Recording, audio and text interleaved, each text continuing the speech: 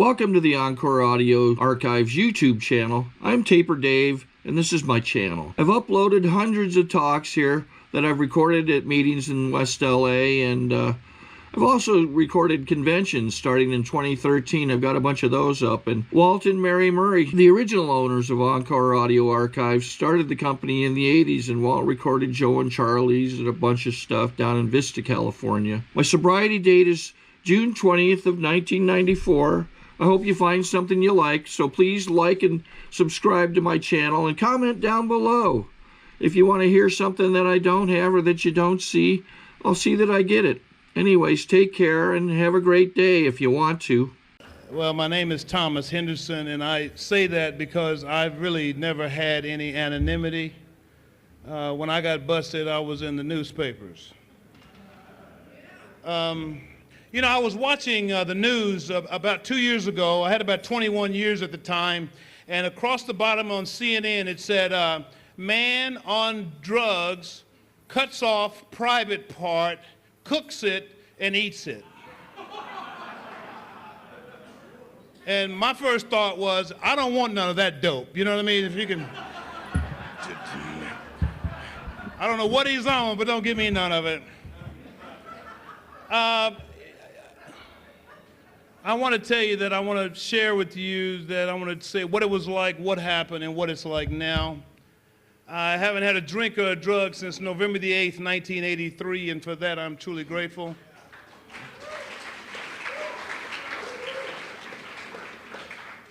I grew up in a black family in Texas.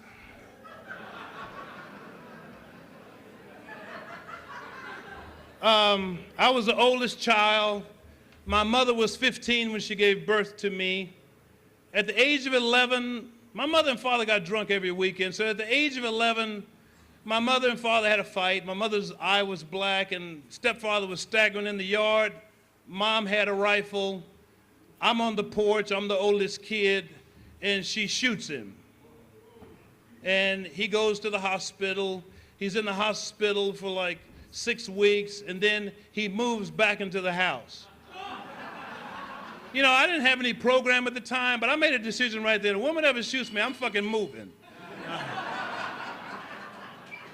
I'm not gonna live there anymore.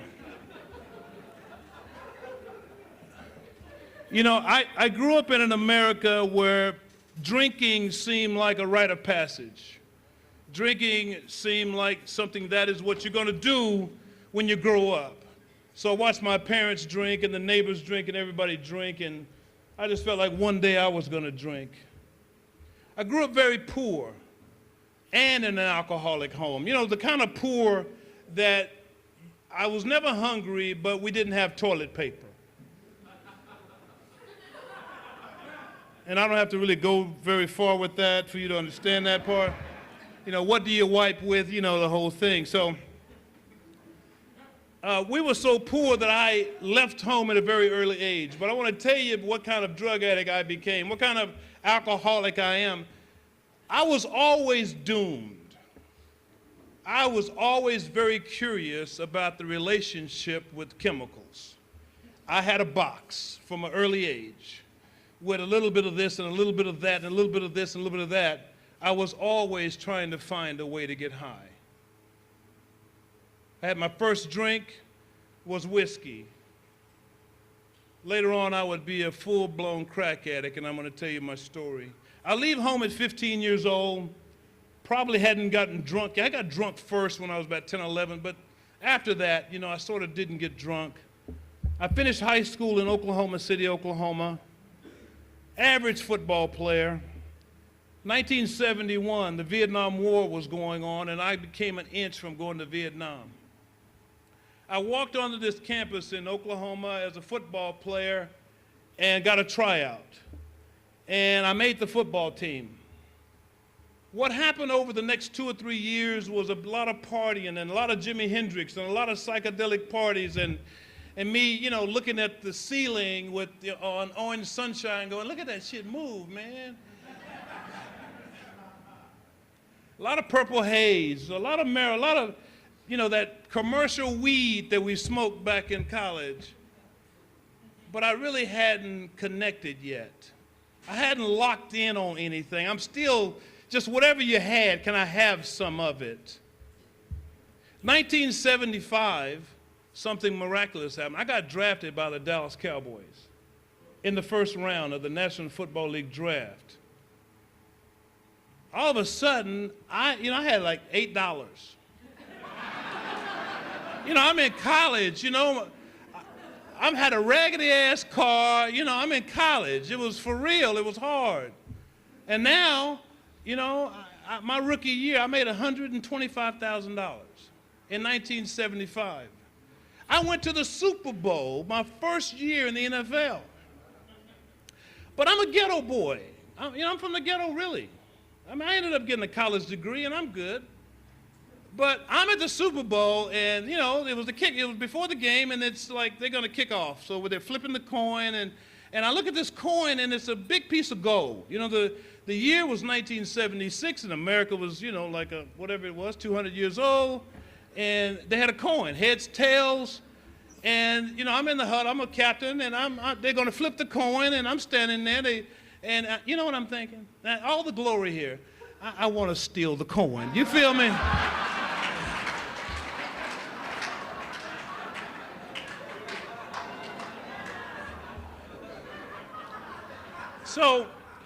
So we lose to the Pittsburgh Steelers that year.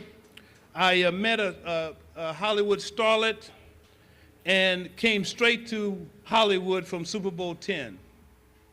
And I'm going to mention a couple of people, not to use their name. I'm going to tell you, I corrupted them. But my good friends were Richard Pryor and Marvin Gaye, really good friends of mine. But these guys told me to get the fuck out of their house.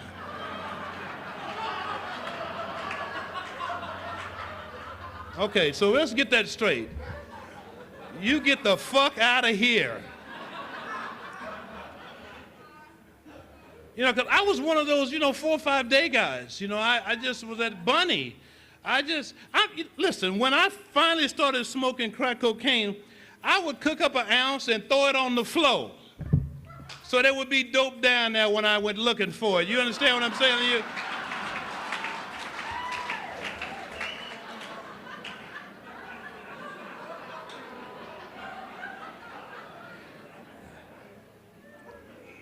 Before there was a Home Depot, I got me one of them miner caps with a flashlight on it looking for my dope. You understand what I'm telling you?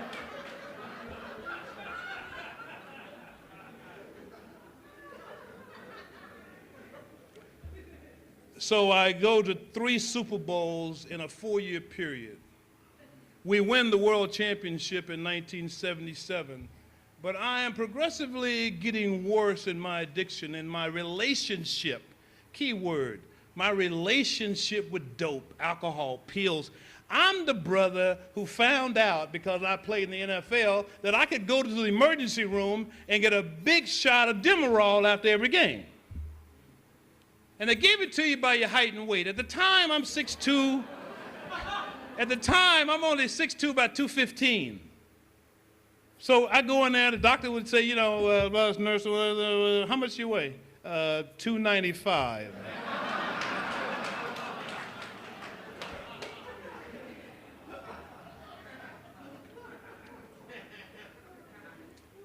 It came the time when Tom Landry and the Dallas Cowboys, he got sick of me because just like anybody in this room who's had those problems in their family, in their organization, when you have failed to live up to your part of the deal or the relationship, somebody has to go, and they fired me as a Dallas Cowboy.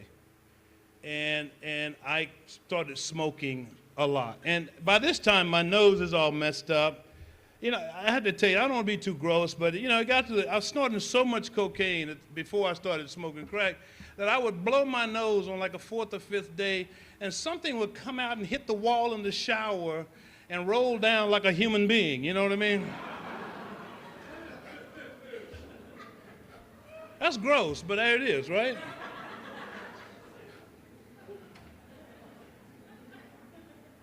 I went to, from the Cowboys to the 49ers with Joe Montana and those people, and I got up there, and they recognized pretty early on there was something wrong, because I'm at work one day, got my helmet on, shoulder pads, I'm at Candlestick Park, and I'm in the huddle in the middle of the field. Now, I've been smoking over in Oakland for a couple of days, and I'm in the huddle. I'm at work. I made it to work, and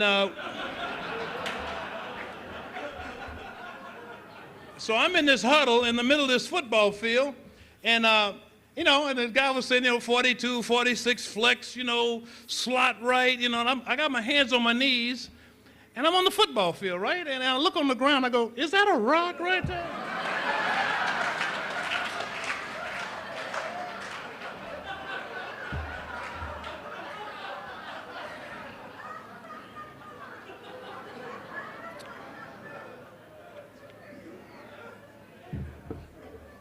So the next day, they let me go. And then they didn't tell nobody, and so the Houston Oilers called, and I go to Houston, so I'm making really big money, but I ain't playing no more. I have to tell you, I was a blessed athlete. God blessed me with speed that you don't understand, power that is unparalleled, but I did not know how to live. You feel me? I was a really good football player, but I didn't know how to live and love. I didn't know how to be in a relationship.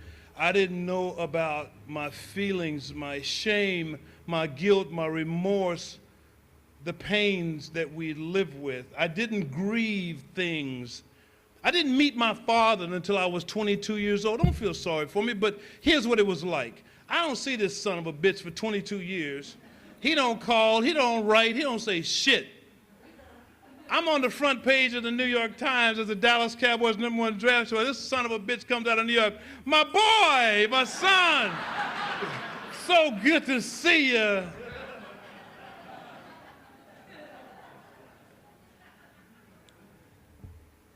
So then some people who cared enough about me to say something to me said, there's something wrong with you. We know now. We know that you're on drugs. And here's a phone number.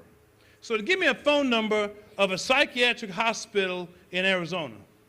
I call them up. I got insurance. I'm hooked up. I said, can they fix my nose? I said, the middle part ain't touching no more.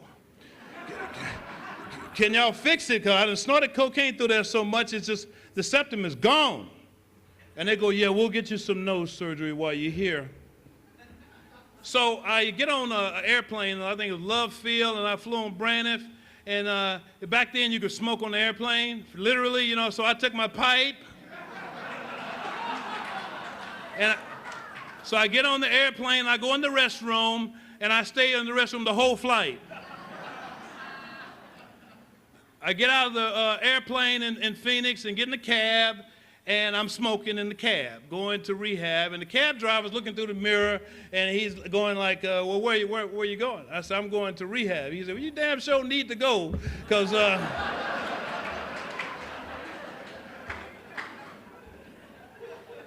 so when I get to the rehab, I am on the front steps of the place, and I have to finish my dope. I got my little stem out. I'm on the thing, putting the shit on the ground. I just finished my deal, and so I go in this place, and then, I go into detox and all these things. But I started noticing some shit after 2 or 3 days. The people were crazy. One woman was walking the hall, turning doorknobs, for no reason. An Eskimo guy, was walking around there cheesing all the time. And then I got into that first group situation where people are talking about their innermost thoughts. They saying shit, and I'm saying to myself, I wouldn't have told that if I were you.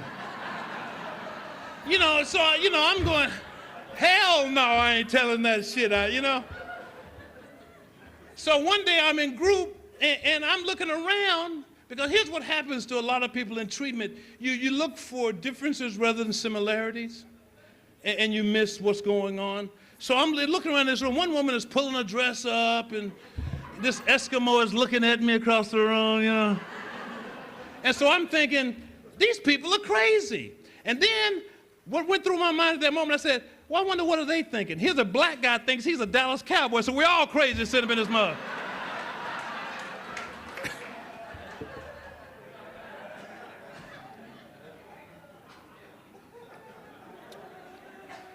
So I'm there 60 days, got my nose fixed, and you know what I'm saying? I didn't get it. I don't remember the AA part. And I left there, got in my Mercedes, headed back toward Texas, rolled a big fat joint of good weed of mine, and said to my buddy, doing about 70 down the highway, I said, I think this program's gonna work. This is pretty good. This is gonna be all right.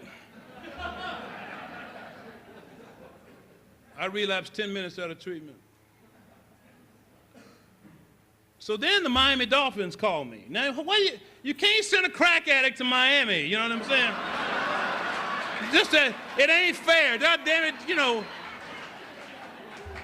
Why the hell y'all calling me? So they signed me for a lot of money, and I go to Miami. And, you know, I went to a woman's house. She was a Jamaican woman. She had a candle on the wall. I'm smoking with my, you know, with my 151 and my cotton. And, she left to do something. And I went to work. You know, I used to try to show up. And I burned her house down. And Don Shula, the head coach of the Dolphins, we were out at practice. He says, come here. I said, I came over. He says, I don't know what this is, but we had a phone call that somebody says you burned their house down. So I paid her $10,000 to make that go away. In August 1981, because I wouldn't be here tonight if I hadn't stopped. And I wouldn't be here tonight if I hadn't stayed stopped. But I broke my neck in a game against the Chiefs in 1981. But the type of drug addict I had become, this relationship, this addiction, this obsession for high, this, you know, because here's where I'm at now, because I can't hardly believe it's been 23 years, 7 months. Here's what I know now, is that if you're sitting in this room right now, in the hollow areas of your brain, if you think you can still use, you will. If you think you can still get high, you will. I am so blessed to know today I can't. I can't do it. I know where that goes to. Sobriety is an option. It's always been an option, and it still is.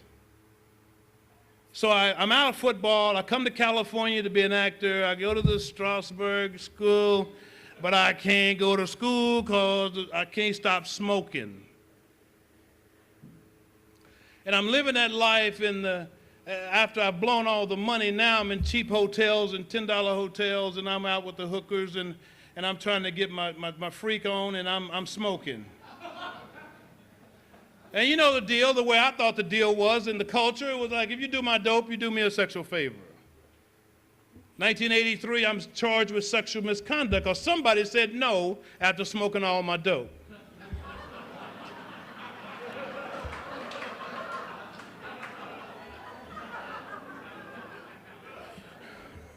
So I get arrested, I get embarrassed, I'm humiliated, I'm busted. I have nowhere to go. I don't even know that I can quit. I'm in Long Beach, California, and I go to jail. And I give him my Super Bowl ring to get out for bond. And I get out on bond, I have $5,000, and I go buy another ounce, and I go back to this mattress in the middle of this room, and I start smoking again. This is November 1983. My lawyer came and got me and knew about this program out in Orange County. Dropped me off. I met a doctor out there named Joe Persh. I know all the Chuck C's and Clancy's and all those people were part of I was so very fortunate, like some of you in this room now who are newcomers, you know, sometimes if you're lucky, you fall in the lap of the right people at the right time to make a difference in your life. And so I started treatment out there. But he said these words to me: anything is possible for you if you stay sober. Nothing is possible if you ever drink again. That was so clear to me. I mean, it was like, there it is, that's a choice. So I went to 3 meetings a day for 7 months. And then I had to go to jail. But listen, I did 28 months in prison. And it's the best 28 months I'd had in a long time. But before I went to an AA roundup out in Palm Springs, June 10th, 1984. My date to go in was June 11th. And I'm riding with my buddy Tom. Tom been struggling the whole time we've been in this recovery thing. Tom got abscesses on his arm. Tom is red. He looked like a carrot, one of them, Howdy Doody. You remember Howdy Doody? And he just couldn't stop. So we're coming back from Palm Springs, and we had a nice weekend, and I'm going to prison in the morning. And Tom said to me riding down the highway coming back to Orange County, he said, hey man, why don't we go to Santa Ana tonight and get high? And I have to tell you, I don't know about you, but if you were going to prison in the morning and you had 7 months, it was a tough time for me, that moment. But because I had been working the steps and because I was serious about staying sober, I got through that moment, and I went to prison sober. Stayed in prison, I got married in prison. Conjugal visit thing. I say, yeah, baby, hell yeah, I'll marry you. Come on up here.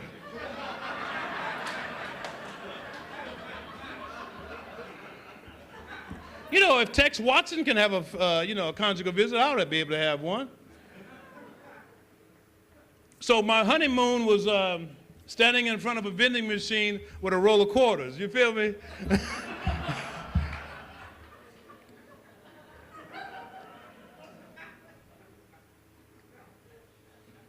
I got out of prison in 1986, sober, short of my 3-year deal.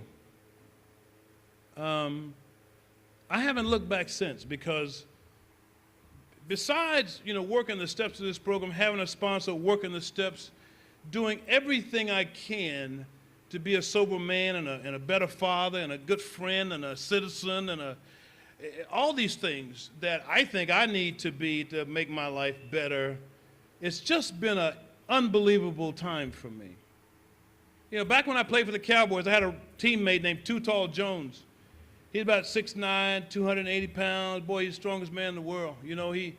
But when I slept in the same room with him when we traveled, and he snored, like something you never heard before. So one night he was snoring really, really, really bad, and I had to stop him. So I got out of my bed, went over to his bed, I picked his head up off the pillow, his eyes open, and I kissed him right on the lips. I went back over and got in my bed and went to sleep. I didn't have to worry about him snoring anymore because he sat up in bed and watched me the rest of the night.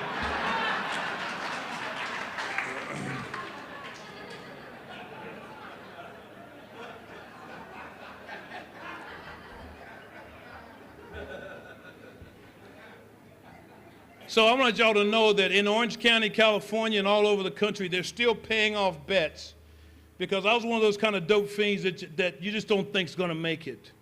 I was the kind of, see, there are 2 times in my life that I should have remembered things. When your dope dealer tell you ought to quit, you ought to quit. And when your bookie tell you to quit, you ought to quit. I moved back to Texas in 1989, and I was trying to figure out, what am I supposed to do now?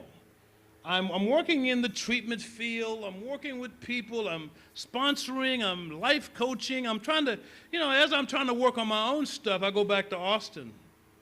I decided to build a football field for kids, so I built it. But I am about 8 years sober, and I'm still not feeling so good. I haven't grieved yet. I haven't done any anger work.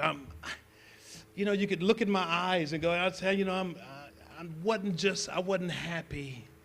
I was still in some shame about that assault and going to prison and embarrassing my family.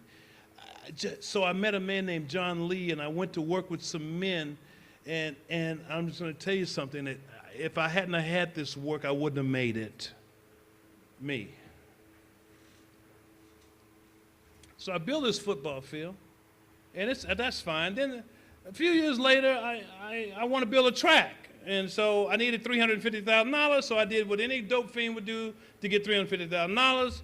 I called a press conference and told the people in my hometown, I ain't gonna eat and I ain't going home until y'all bring me $350,000. On the 7th day, I had $350,000. An alcoholic, a recovering alcoholic drug addict, had the money, built the track, so it's there. And then in 2000, March of 2000, I go to a drugstore to get some medicine, and the lottery in Texas was like $28 million. So I bought me $100 worth of lottery tickets, and I was the sole winner.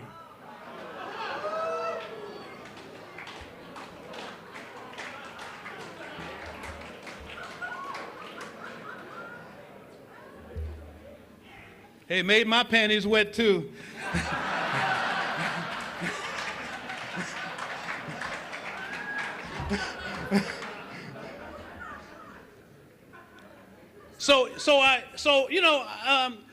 I win this, I get this ticket and I'm like freaked out. I'm doing okay. I'm in real estate and I'm making films and I'm in all the prisons and my tapes are in all the prisons and I'm doing good. I'm real estate. But you know, when you get that kind of money, something happens to you if you don't have a program. And so that night, my celebration was I went down to the 7-Eleven and I got me a bottle of milk and some white donuts and a sausage and egg biscuit.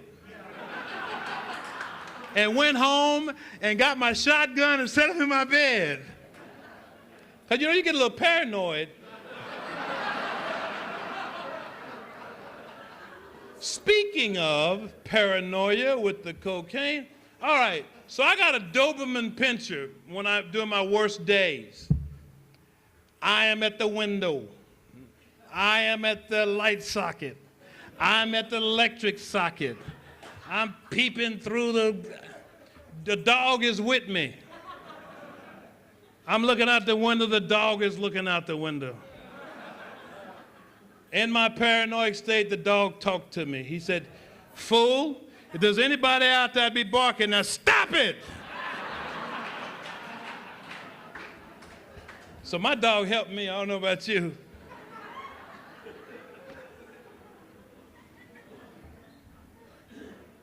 So I am 16 years clean and sober, and I win $28 million. And I am so grateful that I was a clean and sober man. First thing I did was buy a used car.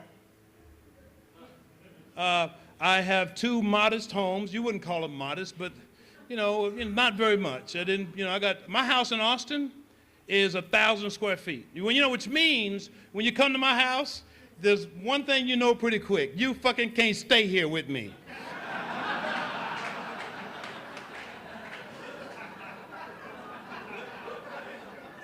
I'll probably meet you on the porch. You feel me?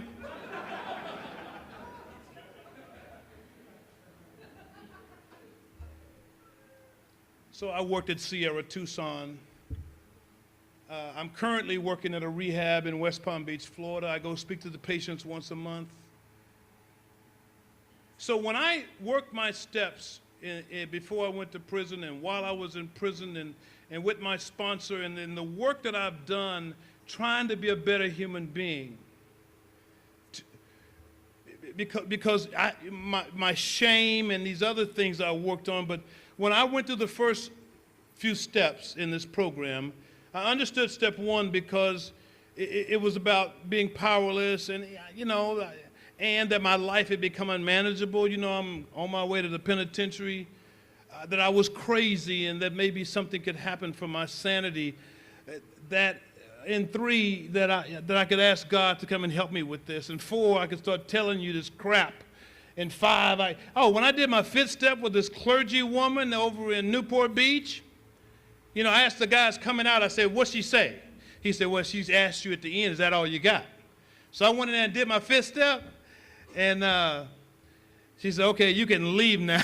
You know what I mean? You know, because I laid some shit out.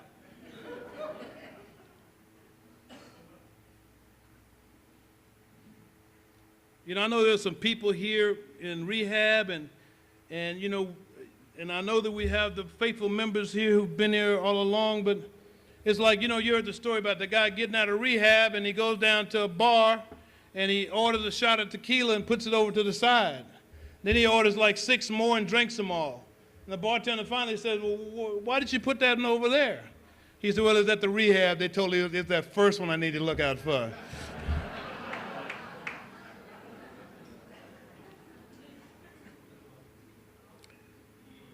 I have done my very best over these years to become a better person, to be a friend. I love my friends. I have become a better father. I have a 28-year-old daughter. And when she was living, you know, you got to be careful what you pray for. So, you know, it was like 1990-something, and I'm single. I'm still single, but I was single at the time, and I said to my daughter, you know, I said to God, will you put a woman in my life? And my teenage daughter moved in. So you got to be specific about what the hell you're praying for. Well, but with this responsibility, I'm a recovering drug, and I got this responsibility, this beautiful girl.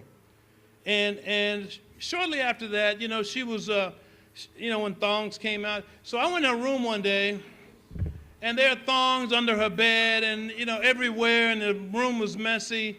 And I was, you know, very angry, and I told her I wanted her to wash every damn thing in the house. You wash everything in this room, you go to my room, you wash that stuff, and I'll be back. And when I got back, my garage, there was smoke coming out of my garage. And then when I let the door up, water was coming out of my garage. And, you know, my daughter had put like my suit jackets and everything else in the washer, too much stuff. And I lived in a 3-story house with an elevator, and I started upstairs because I was already mad. I was going to whip her. And I'm running upstairs, pulling off my belt. I got to the first layer, so I'm going to beat her butt. I got to the second layer, I had the belt twisted around my arm. When I got to the 3rd floor, a voice came out of nowhere, said, hey, fool, did you ever teach her how to wash? That's what Alcoholics Anonymous and the sponsors and the love. Everything I've learned how to do in my new life, I've stolen from functional alcoholics. I stole it from the winners, people who were doing something for their children, or for their wife, or for their mother, or for their company, or for their trade. I watched them, and I noticed, and I stole it. I've stole every functional thing that I have today from alcoholics and drug addicts. But I haven't been afraid to go into some deep therapy with some pain. When I was with those 12 men in Austin, Texas in 1991 through 1992, and these men were talking about being sodomized by a parent, and they were, you know, beat and molested and tortured and abused, they had a place to talk about it and let it go and have some peace with it. And when it was my time to work on my father never being there, I had a baseball bat with a big old cushion, and I got so enraged that when I came out of the blackout of rage, the whole group was in the corner, huddled, wondering, was I going to come out of this okay?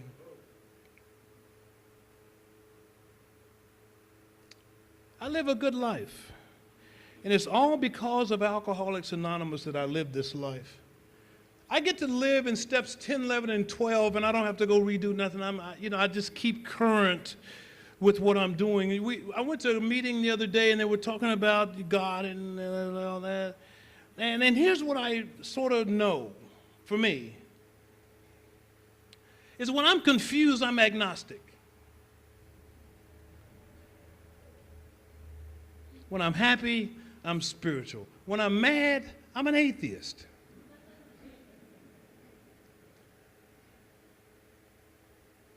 AA is really a perfect deal if I know some people come to meetings to socialize, and I can see why at this meeting you come to socialize.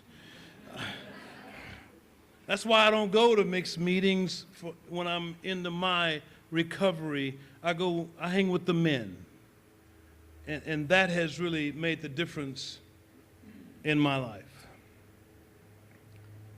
You know, I can't watch this commercial anymore. You've seen the Verizon commercial with the guy with the phone, you know, and then the helicopters and all these people, and he said that's his network. That's the way I feel about AA.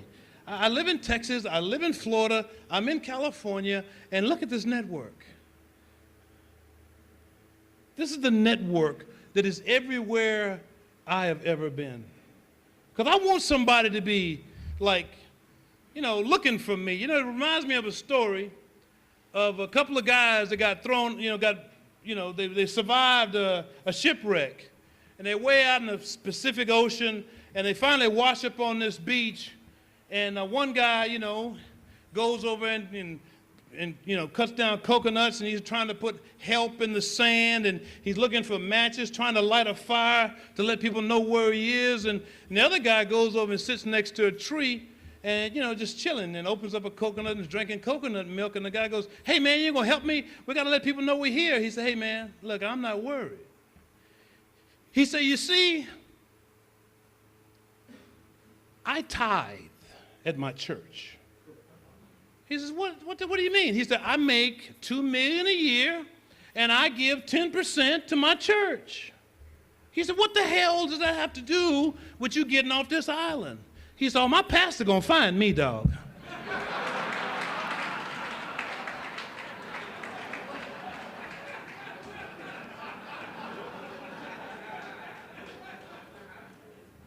I would like to think that in my relationships in the rooms of Alcoholics Anonymous, that you would find me if I needed you. If you knew, I want you to know, I said this earlier, but I'm going to say it again. If there's anywhere in your brain that you think you can drink again, you will. Find a way to get to the place where you know you can't, and that you're willing to do some work and not act like you're working the steps, not acting like you're reading this material, but live the life. 23 years, 7 months. I can't, you know, I'm really, really, really, really a damn fool. You know, I had to divorce the relationship that I had with chemicals. I've had to do a lot of amends. But forgiving myself has been the real healthy piece of this. And Alcoholics Anonymous was that place that I found this peace, that I found my forgiveness. And they just told me to keep coming back. And it didn't matter that you'd been to the penitentiary or what you'd done.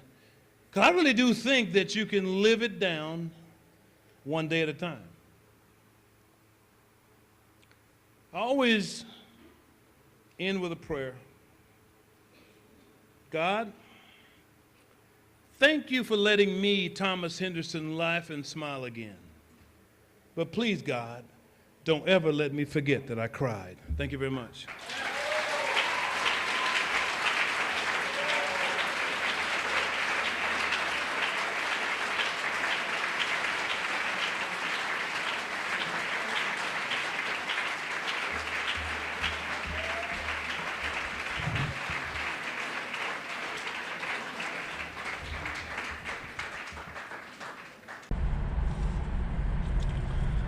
Okay, this is how I prepare my drone for launching. I like to do it inside the cab of my truck so I'm not standing outside in the weather. To install the joysticks for control, up and down, right and left, powered on. I have an Android phone that I use to connect it to the drone with. And it's actually controlled through the iPhone, through an app. Oops, wrong way. It's actually controlled through the iPhone, or through this Android phone, through the app. It's actually controlled through the Android phone through an app, and you connect it through this short connection right here.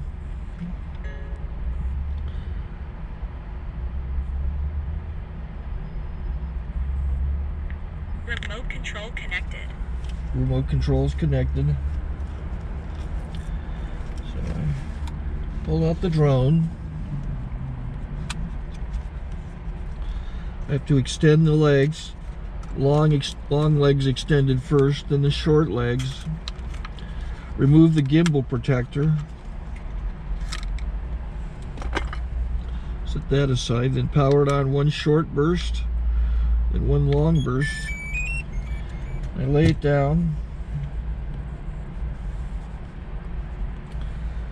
So I have to go to calibrate.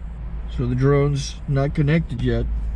It shows you here as this drone gets disconnected, even though the remote's powered on. So the drone has to establish it's connected.